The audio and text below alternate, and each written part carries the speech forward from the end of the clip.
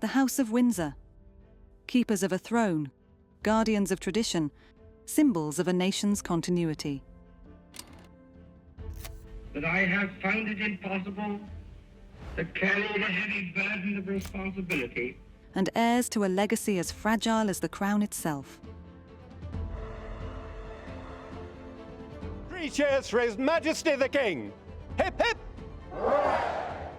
Their story is one of duty, love and heartache. I, William Arthur Philip Louis. Take thee, Catherine Elizabeth. Take thee, Catherine Elizabeth. To my wedded wife. To my wedded wife.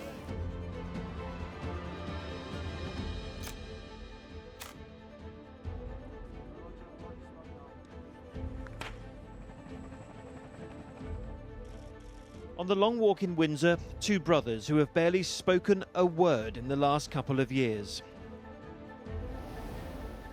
Meet the key figures of the most famous family in the world and understand what makes them royal, but human all the same.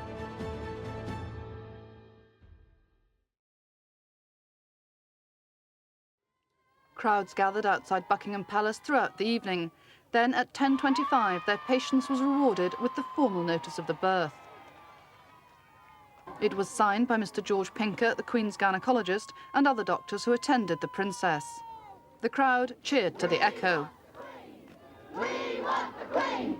Prince William, born on the 21st of June 1982 to Prince Charles and Princess Diana, entered the world with the weight of a future crown already on his shoulders. Raised in a mix of royal tradition and his mother's desire for a more grounded upbringing, William experienced life both behind palace walls and among ordinary people.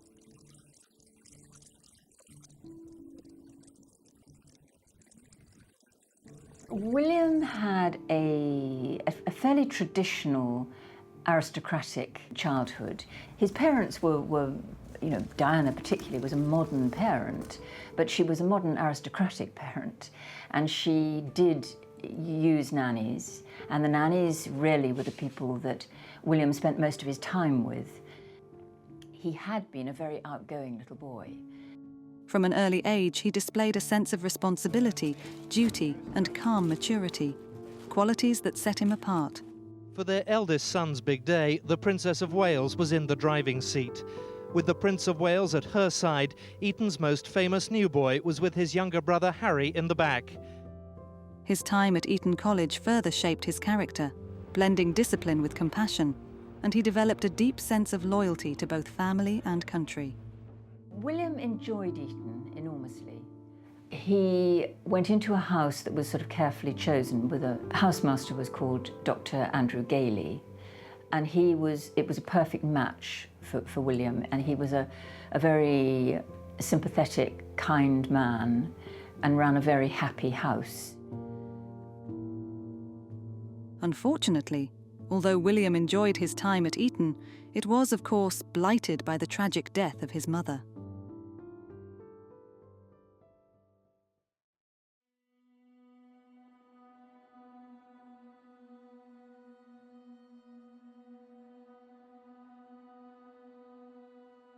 Within the last few moments, the Press Association in Britain, citing unnamed British sources, has reported that Diana, Princess of Wales, has died. This is not yet confirmed by any official source. So an unconfirmed source from the Press Association is that Diana, Princess of Wales, has died. I have a terrible feeling that this is true.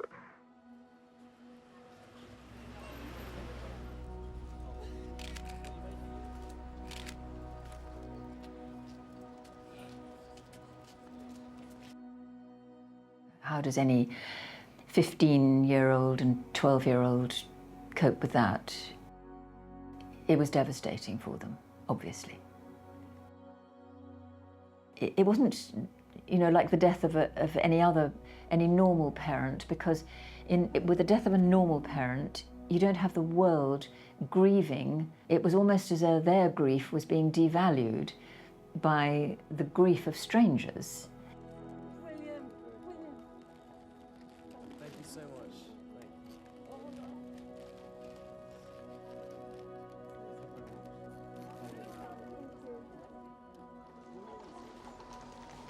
On the day of the funeral, William and Harry walked behind the cortege. It was a long walk, and there were crowds sobbing and wailing, and thousands and thousands of people lining the route. And they walked with their father, their grandfather, and Charles Spencer. She would want us today to pledge ourselves to protecting her beloved boys, William and Harry, from a similar fate. And I do this here, Diana, on your behalf. We will not allow them to suffer the anguish that used regularly to drive you to tearful despair. And beyond that, on behalf of your mother and sisters, I pledge that we, your blood family, will do all we can to continue the imaginative and loving way in which you are steering these two exceptional young men, so that their souls are not simply immersed by duty and tradition, but can sing openly as you planned. We fully respect the heritage into which they have both been born, and will always respect and encourage them in their royal role. But we, like you, recognize the need for them to experience as many different aspects of life as possible, to arm them spiritually and emotionally for the years ahead. I know you would have expected nothing less from us. William and Harry, we all care desperately for you today. We're all chewed up with sadness at the loss of a woman who wasn't even our mother. How great your suffering is, we cannot even imagine.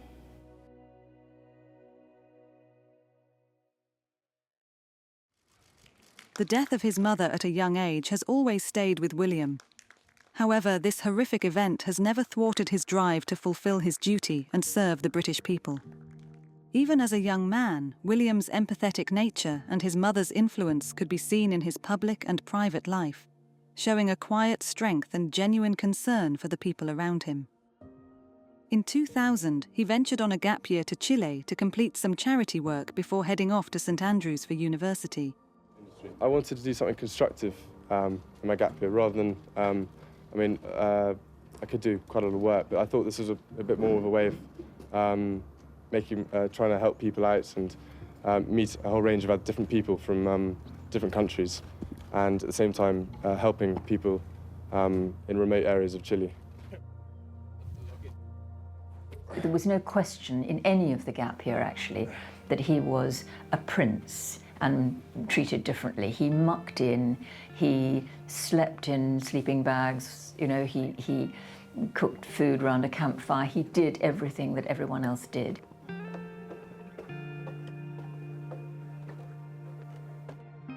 On his return, Prince William spent 4 years studying for a degree in Scotland, where he learnt to live independently and also found his future wife, Catherine Middleton.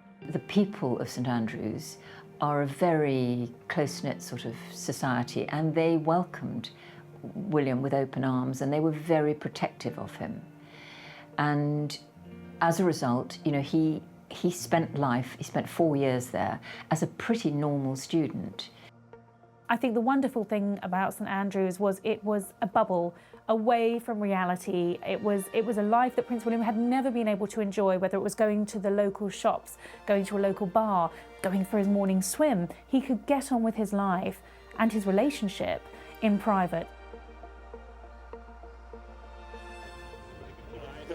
In his own words, it is time now for the big wide world. But today, William's family, like any other, well, almost, came to say a proud farewell to a place that has allowed him a more normal life than any royal in history. That he is deeply grateful is not in doubt. And partly, of course, it's been about this woman. They've been allowed to develop a relationship without front-page scrutiny, and it's helped. Catherine Middleton.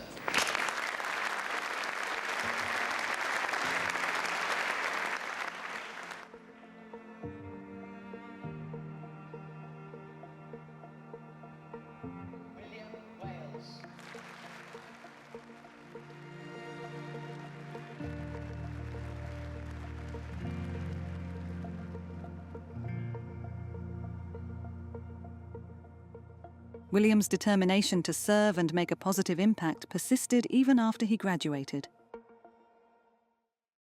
In 2006, Prince William joined the armed forces and began his military career at Sandhurst, where he undertook rigorous training to prepare for his role as an officer in the British Army.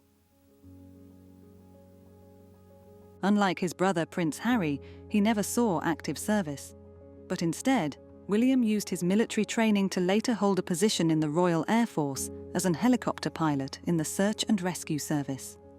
A clear sign of the Prince's desire to help people in vulnerable or dangerous circumstances.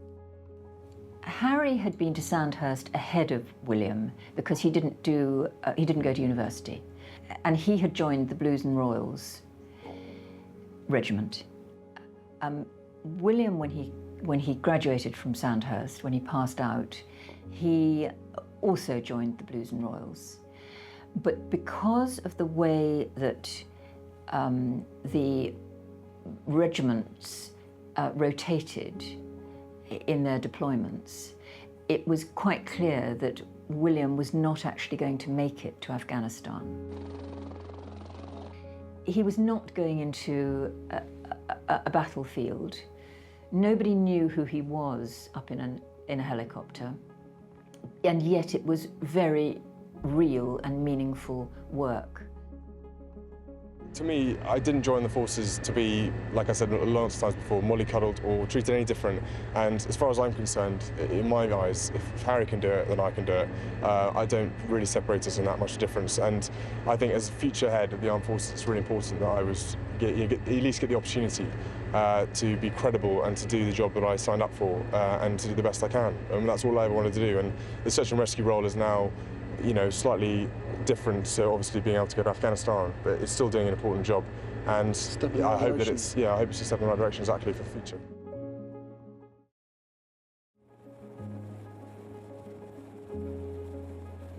Well, before I started Search and Rescue, I had a little brief introduction to it, and it was immediate to me. I spent 3 hours flying with the guys, and it was totally apparent to me straight away how important the job is, and the skills the guys employ, the flying aspects, the general airmanship you need to have around you, and all the wits you need to survive the weather and whatever sort of situation you're thrown into.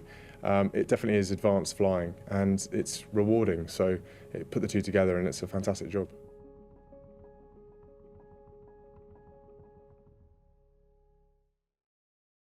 In 2010, Prince William chose to take the next step in his relationship with Kate Middleton, proposing with his late mother's engagement ring. The couple married less than a year later. Flying himself into the land his family have worked for generations. Ian Craig's plane touches down in Lewa, the romantic hideaway Prince William chose to make his proposal. Produced the ring? Yeah. There and then? I did, yeah. I'd been carrying it around with me in my rucksack for about 3 weeks before that, and I literally would not let it go. Everywhere I went, I was keeping hold of it because I knew this thing, if it disappeared, I'd be in a lot of trouble. I think it was very telling that he chose to give Kate Middleton his mother's engagement ring, and he said, I want my mother to be part of this, to be present. Not in a sinister way, of course not the ghost at the feast, but there to enjoy the celebrations and the fun of it all, of a great occasion. This was very much a wedding, their personal wedding. Okay, it was very, very public. Obviously, it was televised and the world was watching, but it was essentially their private wedding, and that's how they kind of treated it. And it was very touching, and Kate looked absolutely stunning.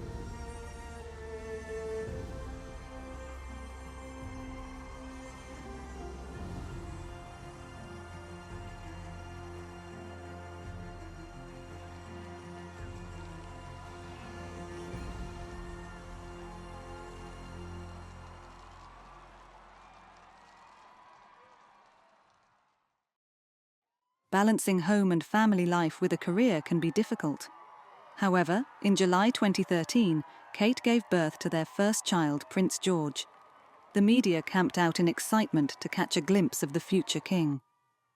Kate and William greeted the press and introduced Prince George to the world. In quick succession, Kate gave birth to 2 more children, Princess Charlotte, who is 4th in line to the British throne, and Prince Louis, who is 5th.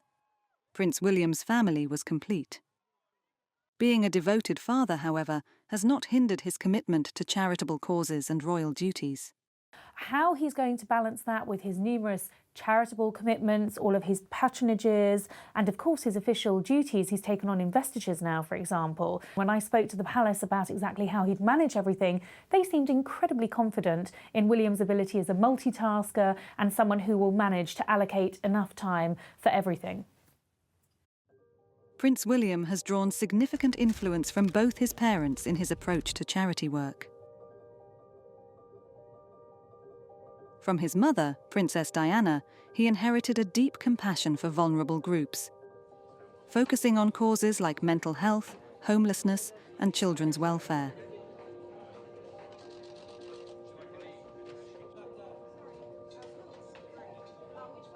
From his father, King Charles III, William adopted a strong sense of environmental responsibility and sustainability. Charles's long-standing dedication to conservation and climate action has clearly inspired William's leadership in efforts like the Earthshot Prize, aiming to tackle global environmental challenges.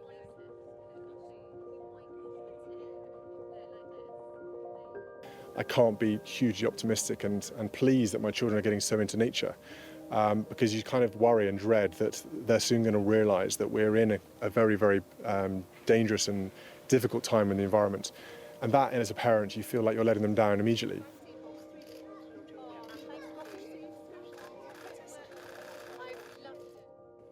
I think everything that William has done in his life has coloured what the charities that he's chosen to support. You know, the conservation comes from his time in Africa. His interest in the welfare of ex-military personnel comes from his time in the military. His experience as an air ambulance pilot, the people he saw there, the injuries. I think his interest in mental welfare is also tied up in all of that. Some of my earliest memories relate to times that my parents spoke to me, or even better, showed me what it meant to have both privilege and responsibilities. I remember being taken by my mother to a homelessness shelter at a young age, her explaining to me why the people I met there matter, and why no society can be healthy unless we take other people seriously.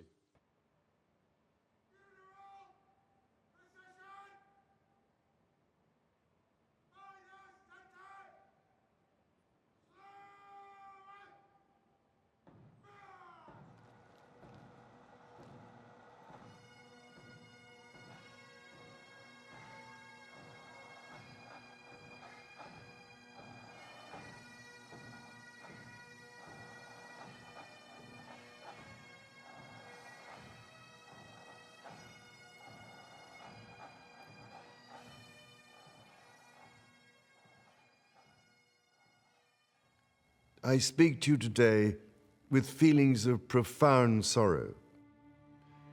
Throughout her life, Her Majesty the Queen, my beloved mother, was an inspiration, an example to me and to all my family. And we owe her the most heartfelt debt any family could owe to their mother, for her love, affection, guidance, understanding, and example. As my heir, William now assumes the Scottish titles which have meant so much to me. He succeeds me as Duke of Cornwall and takes on the responsibilities for the Duchy of Cornwall, which I have undertaken for more than 5 decades. I think he's done so much in such a short time, and he has such respect from people that I don't think people will compare him to his father. I think his father's position of Prince of Wales was unique, and William's position of Prince of Wales is very much William and Catherine together. They are very much a unit, so it's a different a different sort of force, if you like. William and Kate, I think, have their own idea of what they want to do, and I think, you know, you see these two people moving forward and taking the monarchy forward. I say in my book that modernisation is a very hard word to use in the context of the royal family, because the royal family is built on history and tradition and protocol, but actually in William and Kate you see a future king and queen who are driving it forward and taking it on to the next step.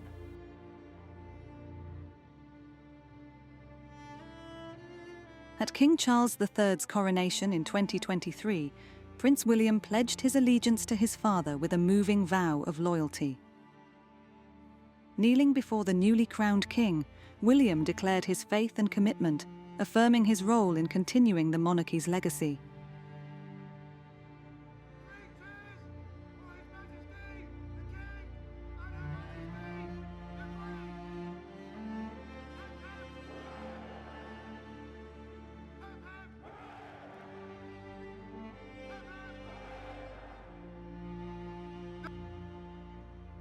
The following day, at the coronation concert, Prince William made a heartfelt speech, emphasising his devotion to service, not just to the crown, but to the people. He spoke of honouring his late grandmother, Queen Elizabeth II, and highlighted the values of duty, unity, and care for others as the core of his mission.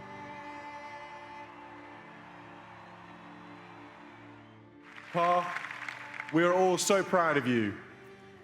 And I also want to express my pride and gratitude for the millions of people who serve in the forces, in classrooms, hospital wards, and local communities.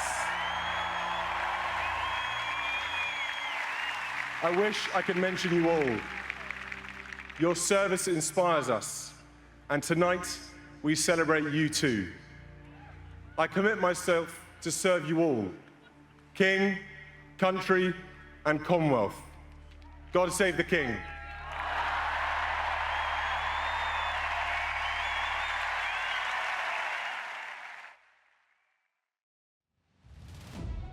As king, Prince William will likely uphold the monarchy with a strong sense of duty, compassion, and modern sensibility, balancing tradition with contemporary challenges.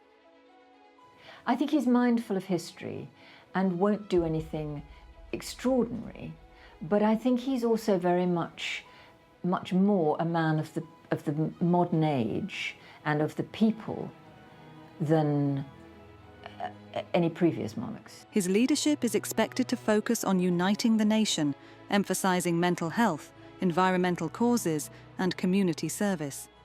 I think when William becomes king, you know, God willing that he does become king, he will be very much more modern, and I think he'll be much more the people's king. The recent challenges, such as Kate's battle with cancer, will test his resilience and family strength, while Prince Harry's departure from royal duties continues to reshape the dynamic within the royal family. Yet William's dedication to both his role and his family is likely to guide him through these trials with grace and resolve. Nothing means more to William than his family. And as long as that unit is tight and that nobody gets inside his precious area, I think things will be fine.